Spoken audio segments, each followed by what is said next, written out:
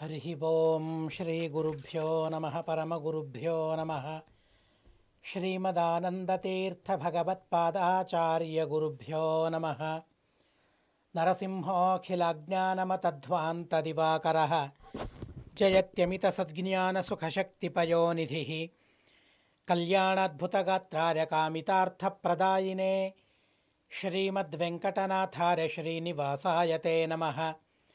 వ్యాసార్య భవనాశార్య శ్రీశార్య గుణరాశరే హృద్యార్య శుద్ధ విద్యార్య మధ్వార్య చ నమో నమః. నౌమిన్యార్య సుధాదికర్జర మునీన్ శ్రీపాదరాట్ సన్మణీన్ వ్యాసార్యాన్ వివిధాగమబ్ధివిహరాన్ శ్రీవాదిరాజానపి వందే హంసవరాన్ రఘూత్తమ గురూన్ వైదగ్ధ్యవారాం నిధీన్ శ్రీ సత్యవ్రత రాఘవేంద్రమునిపాన్ సద్బోధ సధ్యానపాన్ సత్యాభిజ్ఞకరాబ్జోత్థాన్ పంచాశద్వర్షపూజకాన్ సత్యప్రమోదతీర్థార్యాన్ నౌమిన్యార్య సుధారతాన్. శాస్త్రేషు పారదృశ్వానం శాస్త్రజ్ఞేషు చ వత్సలం దీనభక్తోద్ధారకరం సత్యాత్మానం గురుం భజే. విద్యాపీఠ విధాతారం విద్యావారిధిచందిరం విద్యార్థివత్సలం వందే మహామహిమ సద్గురుం. నారాయణార్య పరిపూర్ణగుణర్ణవార్య విశ్వోదర స్థితిలయోన్నియతిప్రదాయ జ్ఞానప్రదాయ విబుధాసురసౌఖ్యదుఃఖసత్కారణార్య వితతాయ నమో నమస్తే. నారాయణం నమస్కృత్య నరం చైవ నరోత్తమం దేవీం సరస్వతీం వ్యాసం తతో జనముదీరయేత్. నారాయణం సురగురుం జగదేకనాథం భక్తప్రియం సకలలోకనమస్కృతం చ త్రైగుణ్యవర్జితమజం విభుమాద్యమీశం వందే భవఘ్నం అమరాసురసిద్ధవంద్యం. నమో ధర్మార్య మహతే నమః కృష్ణార్య వేధసే బ్రాహ్మణేభ్యో నమస్కృత్య ధర్మాన్ వక్ష్యామి శాశ్వతాన్.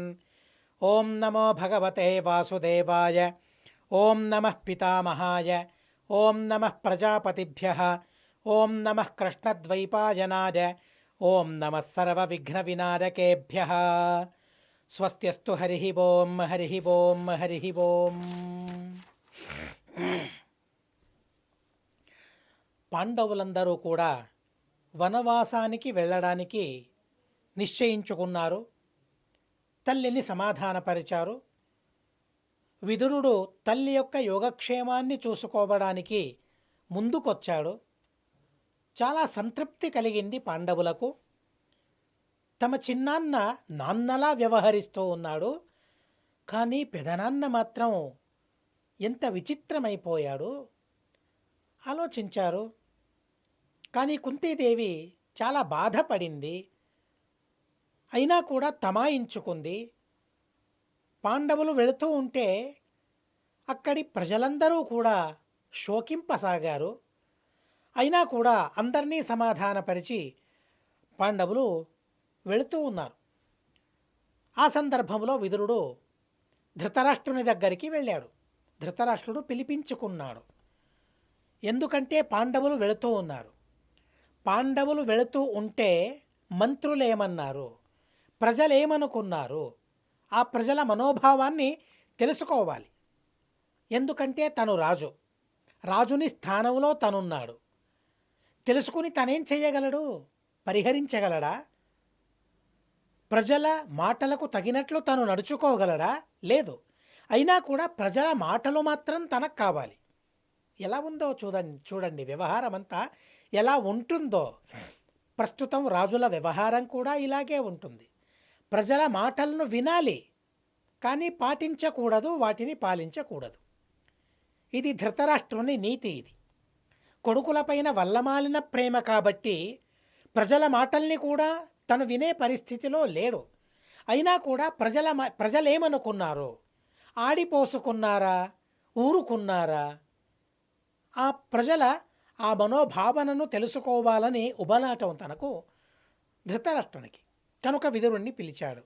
పాండవులు ఎలా వెళ్ళారు? వెళుతూ సమాధాన చిత్తులయ్యన్నారా, లేక ఉక్రోషంగా ఉన్నారా?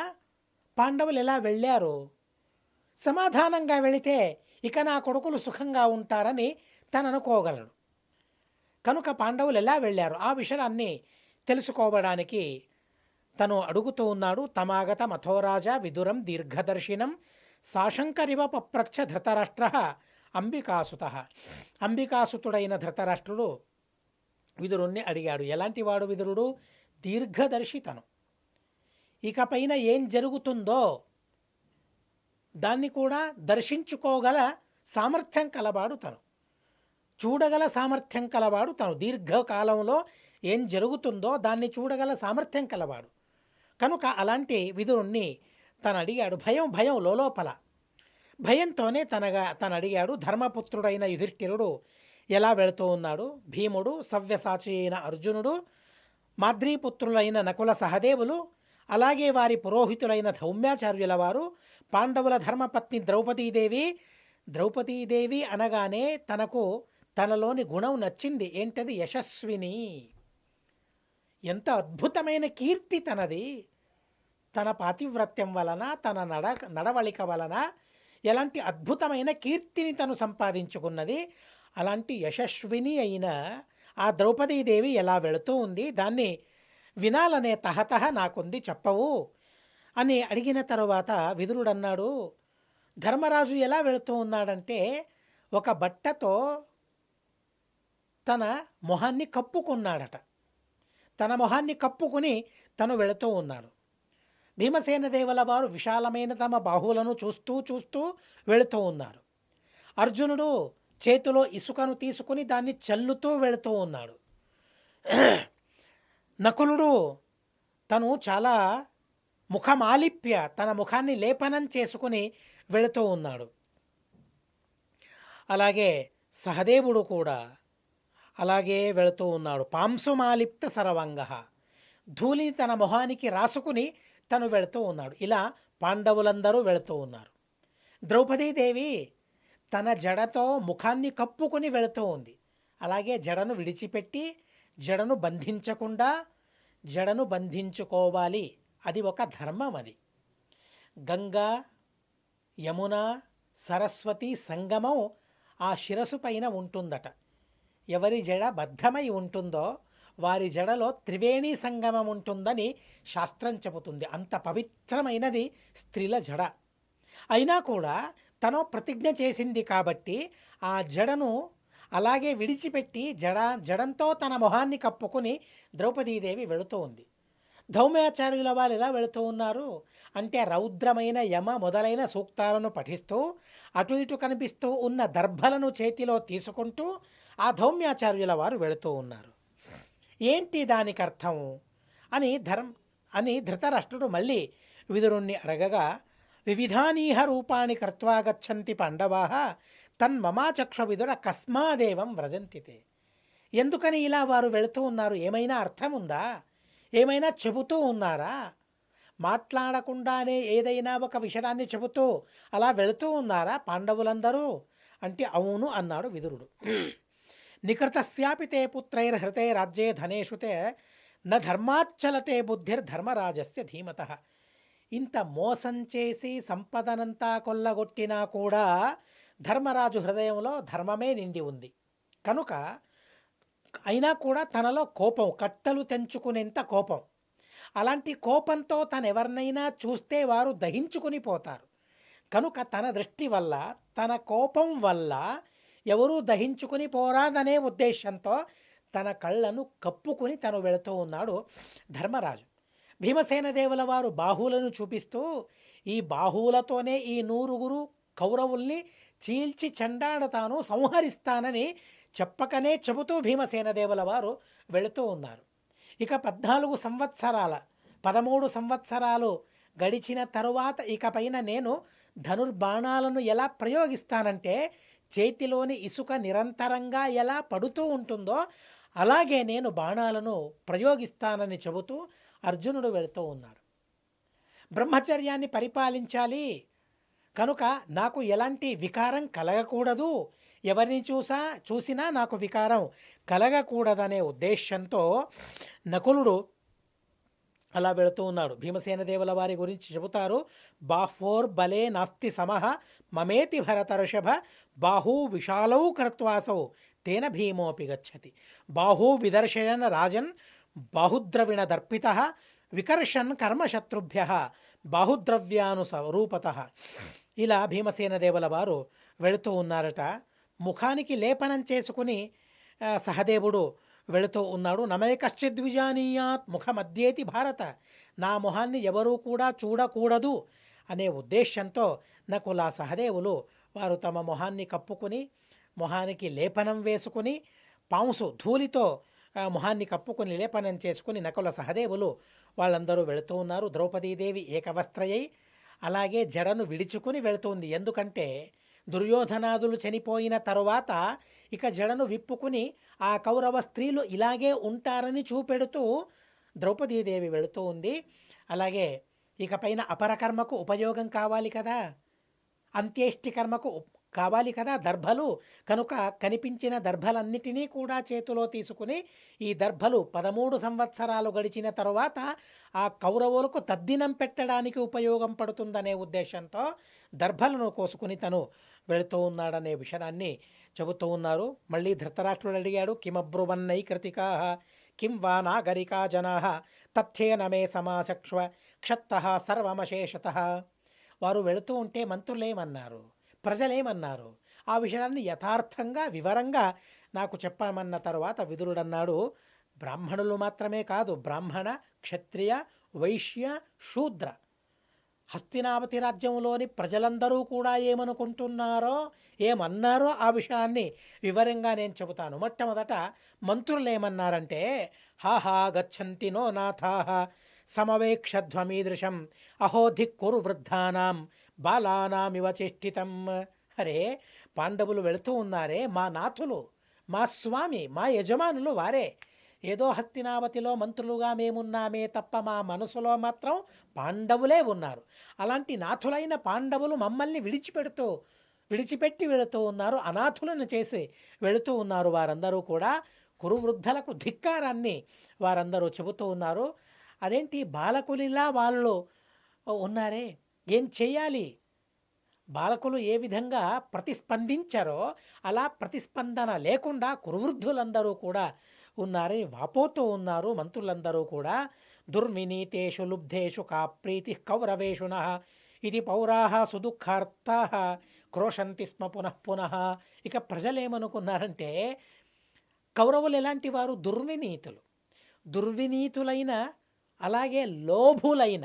ఎలాంటి విచిత్రమైన లోభం అంటే, అలాంటి లోభం అనే దుర్గుణం, దుర్వినయం అనే దుర్గుణం ఆ కౌరవుల్లో ఉంది. ఆ కౌరవుల్లో మాకెలాంటి ప్రీతి? ఏదో ధృతరాష్ట్రుడు ఉన్నాడని ఈ రాజ్యంలో ఉన్నామే తప్ప, ధర్మరాజు ఈ రాజ్యంలో ఉండమని చెప్పి వెళ్ళాడే కనుక మేము ఉన్నామే తప్ప, కౌరవులపైన మాకు ప్రేమ లేదు. ఎందుకని ప్రేమ లేదు? తను రాజు కదా, రాజును ప్రేమించాలి కదా ప్రజలందరూ కూడా. అంటే నిజమే, రాజును ప్రజలు ప్రేమించాలి, కానీ రాజు కూడా ప్రజల్ని ప్రేమించాలి. కానీ వినయమే లేదు తనలో. దుర్వినీతులు వారందరూ కూడా. లోభం అంతా మాకే కావాలనే లోభం వారిలో ఉంది. అలాంటి లుబ్ధులైన దుర్వినీతులైన కౌరవుల్ని ఎలాగని ప్రేమించగలం? ప్రేమించడానికి ఈ గుణాలు ఉండాలి. వినయం అనేది ఒక గుణం, ఔదార్యం అనేది ఒక గుణం. వినయం ఔదార్యం పాండవుల్లో ఉంది కాబట్టి పాండవులు దూరంగా ఉన్నా, ఇంద్రప్రస్థలో పాండవులున్నా వారినే మేం ప్రేమించామే తప్ప ఈ రాజ్యంలో ఉన్నా కూడా మేమేనాడు కౌరవుల్ని ప్రేమించలేదు, ప్రేమించబోము అని స్పష్టంగా చెప్పేశారట. అలా ప్రజలందరూ కూడా మళ్ళీ ఆక్రోశిస్తూ ఉన్నారు. ఆ సందర్భంలో అపశకునాలు ఎలా ఎదురయ్యాయి. రాహురగ్రసదాదిత్యం అపర్వణి విషంపతే. అది పర్వకాలం కాదు, గ్రహణకాలం కాదు, అయినా కూడా రాహువు సూర్యుడిని పట్టేశాడట. చూడండి, అకాలంలో గ్రహణం జరిగితే అది అపశకునం. దానివల్ల ఎలాంటి అనర్థం కలుగుతుందో సూచిస్తూ ఉంది. 13 సంవత్సరాల తరువాత ఇక కౌరవులెవరూ కూడా ఉండరు, రాజ్యానికి వినాశం కలుగుతుంది, క్షత్రియులందరికీ వినాశం కలుగుతుంది అనే విషయాన్ని ఆ అపశకునాలన్నీ కూడా చూపెడుతూ ఉన్నాయి. ఇలాంటి సందర్భంలో అంతరిక్షం నుండి ఋషులతో కూడుకుని నారదుల వారక్కడు పరుగున వచ్చారట. అక్కడికి వచ్చి చెప్పారు, మహర్షిభి పరివృత, రౌద్రమైన మాటల్ని చెప్పారట. అందరినీ భయపెట్టే మాటని ఆడారట నారదుల వారు. ఇక 14వ సంవత్సరంలో కౌరవులందరూ కూడా నశించిపోతారు. కారణం ఏంటి కౌరవుల నాశనానికి అంటే దుర్యోధన అపరాధేన. నారదుల వారు కూడా ఎవరి అపరాధం వల్ల యుద్ధం జరిగింది, ఎవరి అపరాధం వల్ల కౌరవులకు వినాశం జరుగుతుంది అంటే దుర్యోధనుని అపరాధం వల్ల కౌరవులకు వినాశం. సరే, వారు అపరాధం చేశారు నిజమే, కానీ కౌరవులు నష్టం అవ్వాలంటే బలం ఉండాలి కదా. ఎవరు అలాంటి బలవంతులు, అలాంటి బలం ఎవరికి ఉంది అంటే దాన్ని చెబుతారు భీమార్జున బలేనచ. భీమసేన దేవుల వారు అలాగే అర్జునుని బలం, ఆ బలంతో కౌరవ కులమే వినష్టమవుతుంది అని చెప్పిన క్షణంలోనే ఆకాశాన్ని ఆక్రమించి మళ్ళీ తను ఎలా వచ్చాడో అలాగే నారదుల వారు వెళ్ళిపోతూ ఉన్నారు. ఆ మాటల్ని విని ఆ కౌరవుల మనసులో దడ పుట్టింది, భయపడ్డారు, ఏం చేయాలి, అయినా కూడా తమాయించుకున్నారు. ఆ సందర్భంలో ధృతరాష్ట్రునికి చాలా బాధ కలుగుతుంది, భయం కలుగుతుంది. ద్రోణం దీపమమన్యంత రాజ్యం చాస్మై న్యవేదరన్. ఈ సందర్భంలో ఎవరు మమ్మల్ని సంరక్షించేది అంటే బ్రాహ్మణులు గుర్తుకొచ్చారు. అవసాన కాలంలో అనర్థం వచ్చినప్పుడు బ్రాహ్మణులను ఆశ్రయిస్తే వారి వల్ల సంరక్షణ లభిస్తుంది అని తనకు తెలుసు కనుక తన వైపు ఉన్న బ్రాహ్మణుడంటే ద్రోణాచార్యుల వారు. ఇక ఆ ద్రోణాచార్యుల వారి దగ్గరికి వెళ్ళి ఆ రాజ్యాన్నంతా ద్రోణాచార్యుల వారికి చేసి మీరే మమ్మల్ని సంరక్షించాలి అని వారికి నమస్కారం చేయగా అప్పుడు ద్రోణాచార్యుల వారు చెప్పారు, ద్రోణ దుర్యోధన మమర్షణం. దుర్యోధన, రాజ్యమంతా నాకు సమర్పించావు నిజమే, అంటే నేను సంరక్షిస్తాననే భరోసానా నీకు, నమ్మకమా నీకు? నాకే నమ్మకం లేదాయే. ఈ యుద్ధంలో పాండవులే గెలుస్తారు, పాండవులకే విజయం, పాండవులు అవధ్యులు, పాండవుల్ని సంహరించడం ఎవరి వల్ల కాదు, పాండవులకు మృత్యు ఎవరు లేరు. కానీ సంరక్షించాలని ఎవరిని నువ్వు ఆశ్రయించావో నా మృత్యువు కూడా పాండవుల పక్షంలోనే ఉంది, అది నీకు తెలియదు. నా వల్ల ద్రుపద మహారాజుకి కాస్త బాధ కలిగింది, కాస్తో కూస్తో బాధ కలిగింది. బాధ కలిగేలా నేను వ్యవహరించాను. బ్రాహ్మణుడు నేను, శిలోంఛ వృత్తిని చేపట్టిన వాణ్ణి నేను. అంత కోపం నాకు ఉండకూడదు. అయినా కూడా నా వల్ల తనకు బాధ కలిగింది. క్షత్రియుడు తను, నాకే అంత కోపం వస్తే ఇక క్షత్రియుడు తను ఎంతగా రగిలిపోయాడని. కనుక తను యాజోపయాజుల్ని పిలిపించి యాగం చేయించాడు. ఆ యాగంలో యజ్ఞకుండములోనే ధృష్టద్యుమ్నుడు జన్మించాడు. ఎందుకని ధృష్టద్యుమ్నుని కొడుకుగా తను పొందాడు అంటే ద్రోణాచార్యుల వారిని సంహరించే కొడుకు కావాలి, అర్జునుణ్ణి వరించే కూతురు కావాలని తన అభిలాష. ఆ అభిలాషను అలా నెరవేర్చుకున్నాడు ద్రుపదుడు. కనుక ఆ ధృతరాష్ట్రుడు పుడుతూనే ద్రోణుని మృత్యువు అనే తను పుట్టాడు, ప్రసిద్ధి పొందాడు. ద్రోణాచార్యుల మృత్యువు అనే అంతటా ప్రసిద్ధి పొందాడు. అలాంటి ధృష్టద్యుమ్నుడు ఆ పక్షంలో ఉండగా నాకండ ఎవరు, నాకు సంరక్షకులు ఎవరు? నేను సంరక్షించాలని మీరు నా దగ్గరికి వచ్చారే, కానీ నన్ను సంరక్షించేవారెవరు? మృత్యువు బారి నుండి నన్ను కాపాడగలరా ఎవరైనా? లేదే. కనుక నా మృత్యువు పాండవుల పక్షంలో ఉంది, అది పెరుగుతూ ఉంది. ఇక అర్జునుడు యుద్ధం చేయడానికి ఉపక్రమిస్తే అర్జునుడిని గెలిచే సామర్థ్యం మాలో ఏ ఒక్కరికి లేదు. తన బాణాలను ఎదుర్కొనే సామర్థ్యం ఎవరికీ లేదు. అలాంటి బలం కలవాడు అర్జునుడు. అలా అర్జునుడు ధృష్టద్యుమ్నుడు ఆ పక్షంలో ఉండగా నేనెలా మీకండగా ఉండగలను? నేనెలా మిమ్మల్ని సంరక్షించగలను? సంరక్షిస్తానని ఎలా అనుకున్నారు మీరు? అయినా కూడా ధృతరాష్ట్రుని వల్ల నాకు కూడు గుడ్డ దక్కింది కాబట్టి, ధృతరాష్ట్రుని కొడుకులు కాబట్టి మిమ్మల్ని సంరక్షించే ప్రయత్నం నేను చేస్తానే తప్ప ప్రతిజ్ఞ చేయలేను, భరోసా ఇవ్వలేను. నాపైన అలాంటి నమ్మకం పెట్టుకోకండి అని తేల్చి చెబుతూ ఉన్నాడు. ధృష్టద్యుమ్నో ద్రోణమృత్యురీతి విప్రతిథం వచః. కనుక ఇప్పుడైనా కాలం మించింది లేదు. ఇప్పుడైనా పాండవులతో సంధానం చేసుకోవడానికి సిద్ధమవ్వండి, లేదా చనిపోవడానికి అయినా సిద్ధమవ్వండి అని తను చెప్పాడు. త్వరితం కురుత శ్రేయః నైతదేతావతాకృతం ముహూర్తం సుఖమేవైతత్తాలచ్చారేవ హైమిని. తాళవృక్షం కింద ఎంత నీడ ఉంటుందని, ఆ నీడ చాలా మనిషికి. ఆ నీడ వల్ల సుఖం కలుగుతుందా? తాత్కాలికమైన సుఖమే తప్ప అది శాశ్వతమైన సుఖం కాదు. తాళవృక్షం కింది నీడ శాశ్వతమైనది కాదు. శాశ్వతంగా సుఖాన్ని మనం అక్కడ పొందలేము. అలాంటిది మీకిప్పుడు ఉన్న సుఖమిది. పాండవులు వనవాసానికి వెళ్ళారు. ఇక అడిగేవారు లేరు. ఇక ఎవరికి రాజ్యమిచ్చే అవసరం మాకు లేదు. మేమే చక్రవర్తులం. మా మాటనే అందరూ వినాలి. మా పక్షంలోనే అందరూ ఉండాలి అని మీరు అనుకుంటారు. కానీ ఎన్ని రోజుల వరకు? 13 సంవత్సరాల వరకు మాత్రమే మీ ఆట. ఆ తరువాత పాండవుల ఆట ప్రారంభమవుతుంది. హెచ్చరిస్తూ ఉన్నారు ద్రోణాచార్యుల వారు.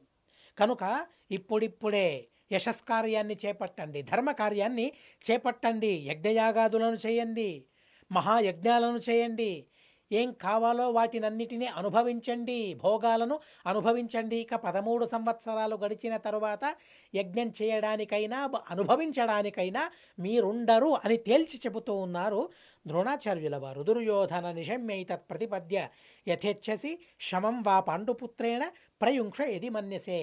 దీన్ని అవలోకించి ఇక పాండవులతో సంధిని చేసుకుంటావా, పాండవుల్ని తిరిగి పిలిపించుకుంటావా, లేక యుద్ధంలో మరణానికి పాల్పడుతావా? ఏది నువ్వే నిర్ధారం చేసుకోమన్నారు ద్రోణాచార్యుల వారు. ద్రోణాచార్యుల వారి మాటను విన్న తరువాత ధృతరాష్ట్రుడన్నాడు, సమాగమ్య గురుక్షత్త ఉపావర్తర పాండవాన్ యదితే ననివర్తంతే సత్కృతాయంతు పాండవా సశస్త్రరథ పాదాతా భోగవంతశ్చ పుత్రకా.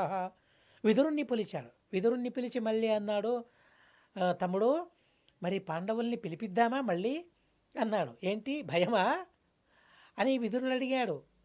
భయమే, నిజం. పాండవుల్ని తిరిగి పిలిపిద్దామా? వస్తారా పాండవుల సరు? రారు. ఎందుకంటే ప్రతిజ్ఞ చేశారు, వనవాసానికి వెళ్ళే ప్రతిజ్ఞ చేశారు. కాబట్టి ఏ కోశాన ఏ మూలాన ప్రతిజ్ఞాభంగం చేసుకున్న దాఖలాలు పాండవుల జీవితంలో లేదు. అలాంటి పాండవులు తిరిగి ఎలా రాగలరు? రాలేరు. అయినా కూడా మనం పని చేద్దాం, పాండవుల్ని సత్కారం చేసి పంపిద్దాం. పాండవులకు కావలసిన వస్తువులనన్నిటినీ సంపదనన్నిటినీ ఇచ్చి మనం పంపిద్దామంటే వాటిని కూడా తీసుకునే పరిస్థితిలో పాండవులు లేరు అని విదురుడు చెప్పాడు. తర్వాత మళ్ళీ వైశంపాయనుల వారు చెబుతూ ఉన్నారు, వనం గతేషు పార్థేషు నిర్జితేషు దురోదరే ధృతరాష్ట్రం మహారాజ తదా చింత సమావిశత. మహారాజా జనమేజరా, పాండవులు వనవాసానికి వెళ్ళిన తరువాత ధృతరాష్ట్రుడు చింతానిమగ్నుడయ్యాడు. ఓ మాట ఓసారి చెప్పినట్లు నాకు గుర్తు, అయినా నెమర వేసుకుంటాను ఆ మాటను, మీరు కూడా నెమర వేసుకోండి. చింత మరియు చిత, చింతాయాశ్చ చితాయాశ్చ బిందుమాత్రం విశిష్యతే. వ్రాసే విధానంలో కాస్త వ్యత్యాసం. చింత మధ్యలో ఒక అనుస్వారం అంతే, మధ్యలో ఒక సున్న ఉంటుంది అంతే. చింత చిత ఆ అనుస్వారం ఉండదు. చింతాయాశ్చ చితాయాశ్చ బిందు మాత్రం విశిష్యతే. ఆ బిందు మాత్రమే వాటిలోని వైశిష్ట్యత. కానీ చేసే పనిలో ఎంత విలక్షణమైన పనులను చేస్తాయో. చితా దహతి నిర్జీవం. చిత, ఆ చితలో జీవం లేని శరీరం దహించుకొని పోతుంది. నిర్జీవుడు దహించుకొని పోతాడు, కానీ చింత జీవినే దహించేస్తుందట.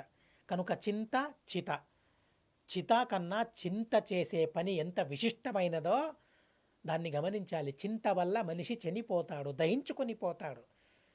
సజీవి అయిన జీవంతో ఉన్న మనిషే దహించుకొని పోతాడు.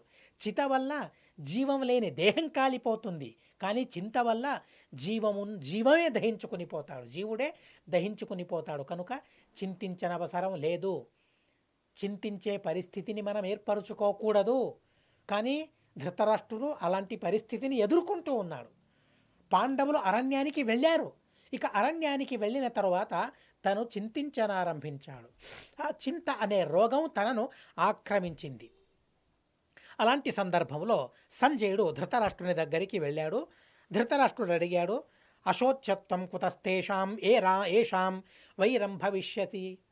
సంజయుడు వెళ్ళి ధృతరాష్ట్రుణ్ణి అడిగాడు, ఏంటి స్వామి, ఎందుకని శోకిస్తూ ఉన్నారు, ఎందుకు ఈ శోకానికి కారణమేంటి అని ప్రశ్నించగా ధృతరాష్ట్రుడు అన్నాడు, అశోచ్యత్వం కుతస్తేషాం ఏషాం వైరం భవిష్యతి పాండవై యుద్ధ శౌండై బలవద్భిర్మహారథై. పాండవులు యుద్ధ పండితులు, బలవంతులు, అతి బలవంతులు, అలాగే మహారథికులు. అలాంటి పాండవులతో వైరం పెట్టుకున్నావు, వైరం పెంచుకున్నావు. అలాంటి పాండవుల వైరాన్ని సంపాదించుకున్న తరువాత ఎలా కులాసాగా ఉండగలరు? ఎలా క్షేమంగా, ఎలా ఆనందంగా ఉండగలరు? ఎవరైతే పాండవుల వైరులో వారికి శోకం తప్పదు కదా, వారికి దుఃఖం తప్పదు కదా, అంతకన్నా పెద్ద కారణం కావాలా శోకించడానికి అని ధృతరాష్ట్రుడు అన్నాడు. ఆ సందర్భంలో మళ్ళీ సంజయుడు అన్నాడు, అవును కదా, పాండవులు బలవంతులు, యుద్ధ శౌండులు, మహాత్ములు, సజ్జనులు, ధార్మికులు, అధర్మం ఎరుగని వారు. అలాంటి పాండవులకు అపరాధం జరిగింది. పాపం చేశారు నీ కొడుకులు, తప్పు చేశారు, పాండవులకు అపకారం చేశారు. చిన్ని అపకారం కాదది, మహాపకారం చేశారు. ద్రౌపదీదేవి ఎంత గొప్ప పతివ్రతతను, ఎంత గొప్ప సాధ్వీ శిరోమణితను. మీరు మహాభారతంలో ద్రౌపది గురించి ఎక్కడైనా వెతకండి, ఎక్కడైనా వెతకండి. ఆ ద్రౌపదీ దేవి పైన కాస్త మనసు విరిగేలా మాటలున్నాయా? ద్రౌపదీదేవి యొక్క మహిమ నిరూపించబడిందే తప్ప ద్రౌపదీదేవి గురించి విపరీతంగా ఒక్క చోట కూడా లేదు. పల్లెత్తు మాటన్నవారు లేరు, దుర్యోధనాదులు తప్ప. ద్రౌపదిని అందరూ మెచ్చుకున్నారే తప్ప, అందరూ మెచ్చుకున్నారే తప్ప ద్రౌపదిని వాస్తవికంగా నిందించిన వారు, ద్రౌపదిని తెలుసుకుని, ద్రౌపదిని గురించి తెలుసుకుని నిందించిన వారెవరు లేరు మహాభారతంలో. అంత అద్భుతమైన పరిపూర్ణమైన వ్యక్తిత్వం కల ఓ పుణ్యమూర్తి ద్రౌపదీదేవి.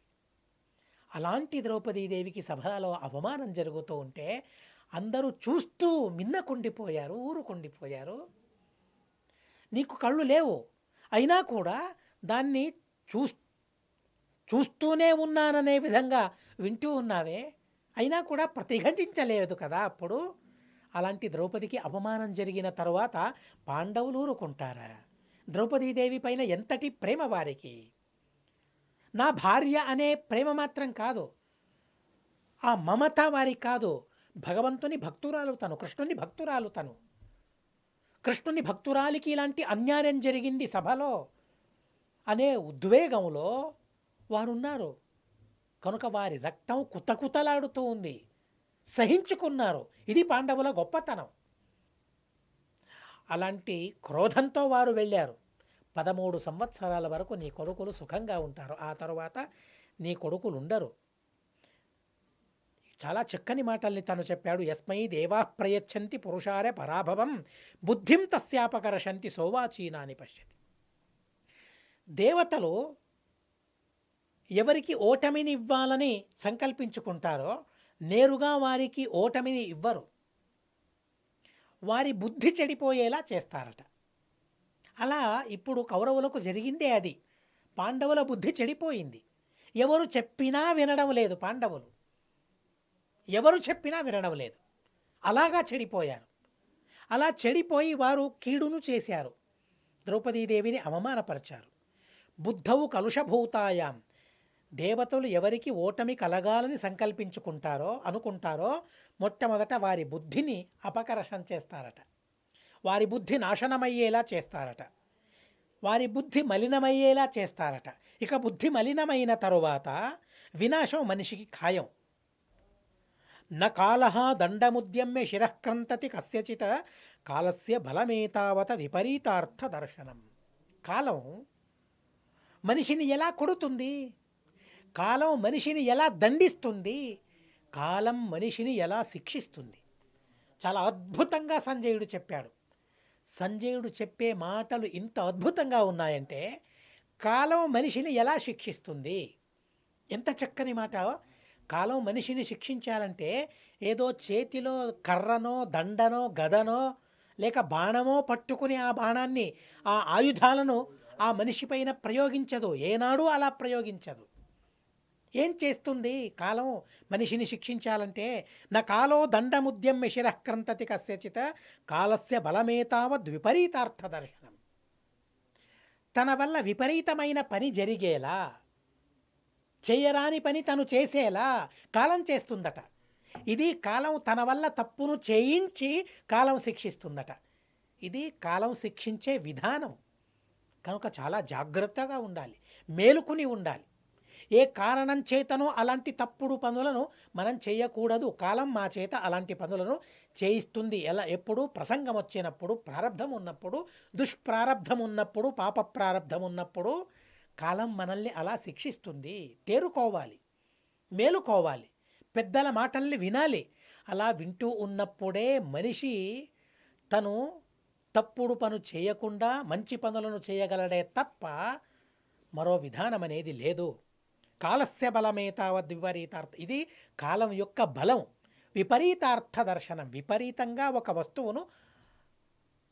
ఒక వస్తువును తెలుసుకునేలా చేస్తుందట. ఇప్పుడు చూడండి, అధర్మం ధర్మాన్ని అధర్మంగా, అధర్మాన్ని ధర్మంగా చూశారు, అలా చేశారు కౌరవులందరూ. ఎలా జరిగింది? ఇది కాలం దుర్యోధనాదులకు వేసిన శిక్ష, కాలం కలికి వేసిన శిక్ష ఇది. ఆ శిక్షను అనుభవించడానికి కౌరవులు సిద్ధమవుతూ ఉన్నారు. దుర్యోధనశ్చ కర్ణశ్చ కటుకాన్యభ్యభాషతాం. దుర్యోధనుడు, దుశ్శాసనుడు, కర్ణుడు. సంజయుడు చూడండి కర్ణుని గురించి ఎంతగా చెబుతూ ఉన్నాడో. కర్ణుడు దుర్భాషలాడారు, వినరాని మాటల్లాడారు, అంతగా చిత్రంగా వేధించారు ద్రౌపదీదేవిని. అలాంటి మాటలతో వేధించారు. కనుక ఇక ద్రౌపదిని వేధించిన తరువాత, ద్రౌపదిని పీడించిన తరువాత ఎలా సుఖంగా ఉండగలరు? ఎలా సుఖంగా బ్రతకగలరు? ఏదో 13 సంవత్సరాలు సుఖం అని అంటున్నాం తప్ప ఆ 13 సంవత్సరాలలో కూడా వారికి సుఖమనేది ఉండదు. యుద్ధం చేస్తూ ఉన్నప్పుడు ఏదో సుఖమే, కానీ ఈ 13 సంవత్సరాల్లో ఎలా పాండవుల్ని ఎదుర్కోవాలి, పాండవుల్ని ఎలా కనిపెట్టాలి, ఈ గట్టును ఎలా దాటాలి, ఈ కష్టాన్ని ఎలా దాటాలి, ఈ పరిస్థితిని ఎలా అధిగమించాలి అనే సతమతం అవుతారా తప్ప ఈ 13 సంవత్సరాలు కూడా వారికి సుఖమనేది ఉండదు అని సంజయుడు తేల్చి చెప్పాడు. తేన సత్యాభిసంధేన వాసుదేవేన రక్షితాః ఆగమిష్యతి బీభత్సుః పాంచాలైః పరివారితః. ద్రోణాచార్యుల వారు చెప్పారు, ద్రోణాచార్యుల వారి మరణం, ద్రోణాచార్యుల వారి మృత్యువు పాండవుల పక్షంలో ఉంది. తను ధృష్టద్యుమ్నుడు. ఆ ధృష్టద్యుమ్నునికి పాండవులకి విడరాని బంధం ఉంది, విడరాని స్నేహం ఉంది. అలాంటి చిత్రమైన స్నేహం వారిరువురికి ఉంది. కనుక మహాబలవంతులు పాంచాల దేశం వారు. వారి సహాయం పాండవులకు ఉండనే ఉంది. వారి సహాయం అవసరమే లేదు, అయినా కూడా అలాంటి వారి సహాయం ఉంది. అందులోనూ వాసుదేవుని సహాయం పాండవులకున్న తర్వాత, కృష్ణుని సహాయం పాండవులకున్న తర్వాత కౌరవులు ఎలా గెలవగలరు? ఎలా యుద్ధం చేయగలరు? కనుక యుద్ధం చేయడం సాధ్యం కాదు. గాంధీవ నిర్ఘోషమైన లేక ఆ భీమసేన దేవుల వారి గదాఘోషాన్ని వినడమే ఎవరి వల్ల సాధ్యం కానప్పుడు ఇక వారిని ఎదుర్కోవడం ఏ కౌరవుల వల్ల, ఏ రాజుల వల్ల సాధ్యమవుతుంది? తేషాం మధ్యే మహేశ్వాసః భీమసేనో మహాబలః ఆగమిష్యతి ధున్వానః గదాం దండమివాంతకః. యముడు దండంతో ఎలా వస్తాడో సంహరించడానికి, అలా భీమసేన దేవుల వారు గదను తిప్పుతూ వస్తే భీమసేన దేవుల వారిని ఎదుర్కోవడం ఎవరి వల్లనైనా సాధ్యమా? అర్జునుణ్ణి ఎదుర్కోవడం ఎవరి వల్ల సాధ్యమవుతుంది? కనుక 13 సంవత్సరాల తరువాత యుద్ధములో కౌరవులకు మరణం తథ్యం. గదావేగంచ భీమస్య నాలం సోఢుం నరాధిపః. భీమసేన దేవుల వారి ఆ గదాఘాతాన్ని సహించడం ఏ కౌరవుల వల్ల కూడా సాధ్యం కాదు. కనుక నా అభిప్రాయం నేను చెబుతూ ఉన్నాను స్వామి. తత్రమే రోచతే నిత్యం పార్థై సామ నవిగ్రహ. కనుక పాండవులతో సామ శాంతి మంత్రమే యోగ్యమే తప్ప పాండవులతో విగ్రహం, పాండవులతో యుద్ధం ససేమిరా దానికి పూనుకోకండి, సంకల్పించుకోకండి. కురుభ్యో హి సదా మన్యే పాండవాన్ బలవత్తరాన్. ఏదో ఒక సందర్భంలో కాదు, సదా బలవత్తరాన్. ఎల్లప్పుడూ కౌరవుల కంటే బలవత్తరులైన వారు పాండవులు, అతిశయమైన బలవంతులైన వారు పాండవులు. ఆ విషయంలో సందేహమే లేదు. ఎందుకంటావా? జరాసంధుడు ఎందరి రాజుల్ని తన వశంలో పెట్టుకున్నాడు. అలాంటి జరాసంధుణ్ణి చిత్తుగా ఓడించాడు భీమసేన దేవుడు. అలవోకగా సంహరించాడు జరాసంధుణ్ణి. ఇక అలాంటి జరాసంధున్నే సంహరించిన తరువాత ఇక పాండవుల బలాన్ని ఎలా సహించుకోవడం ఎవరి వల్ల సాధ్యం? భీమసేన దేవుల వారి బలాన్ని సహించుకోవడం జరాసంధుని వల్ల కాలేదు. అలాంటప్పుడు కౌరవుల వల్ల సాధ్యమవుతుందా? చాలు, తన బాహువులే చాలు. తన బాహువుల వల్ల గెలుపును సంపాదించుకున్న సత్తా భీమసేన దేవుల వారికి ఉంది. తన వారికి గద అవసరం లేదు, బాణాల అవసరం లేదు, ఆయుధాల అవసరం లేదు. కేవలం బాహుబలంతోనే కౌరవ సైన్యాన్ని చిత్తు చేసి ఓడించి సంహరించి గెలుపుని సంపాదించుకోగల సత్తా భీమసేన దేవుల వారి బాహువులకుంది. భీమేన నిహతో యుధి. కనుక అలాంటి పాండవులతో శమము, శాంతి మంత్రము సఫలమవుతుందే తప్ప యుద్ధం వల్ల ఎలాంటి ఫలితం లేదు. కనుక వారితో సంధానం చేసుకోండి అని సంజయుడు చెబుతూ ఉన్నాడు. ఇలా చేసినట్లయితే మహారాజా ధృతరాష్ట్ర, నీకు శ్రేయస్సు, మీ కులానికి శ్రేయస్సు, కౌరవులకు శ్రేయస్సు, కౌరవులకు మంచి జరుగుతుంది, వినాశం తప్పిపోతుంది. ఇలా సంజయుడు చెప్పిన తరువాత ధర్మార్థ సహితమైన మాటల్ని తను చెప్పిన తరువాత ఉక్తవాన్ న గృహీతం వై మయా పుత్రహితైషిణ. ధృతరాష్ట్రుడు అంటూ ఉన్నాడు, సంజయుడు ఇలా చెప్పాడు, అయినా కూడా తన మాటల్ని విన్నాను, అయినా వినలేకపోయాను. విన్నాను, ఆచరించడం నా వల్ల సాధ్యం కాలేదు. ఎందుకు? పుత్రహితైషిణ, నా కొడుకుకు హితం కలగాలి అనే భావన ఉంది. కౌరవులకు హితం కలగాలనే భావన తనకున్నట్లయితే సంధిని చేసుకోవాలి. కానీ అది హితం అంటే ఎలాంటి హితం అంటే చాలా చిత్రమైన హితం. అది నిజమైన హితం కాదు. కౌరవులకు కీడుందు తను కలిగించాలని ఆలోచించాడే తప్ప హితం కలగాలనే ఆలోచన ధృతరాష్ట్రునికి లేదు. అయినా తనంటూ ఉన్నాడు, కౌరవులకు హితం కలగాలి, నా కొడుకులకు హితం కలగాలనే ఉద్దేశంతో సంజయుడు చెప్పిన మాటల్ని నేను అమలుపరచలేకపోయాను అని ధృతరాష్ట్రుడు చెప్పాడు. ఇది శ్రీమన్మహాభారతే శతసాహస్ర్యాం సంహితాయాం వైయాసిక్యాం సభాపర్వణి అనుద్యూతపర్వణి 300 ఇక్కడికి సభాపర్వం ముక్తారమవుతుంది. తరువాత వనపర్వం ప్రారంభమవుతుంది.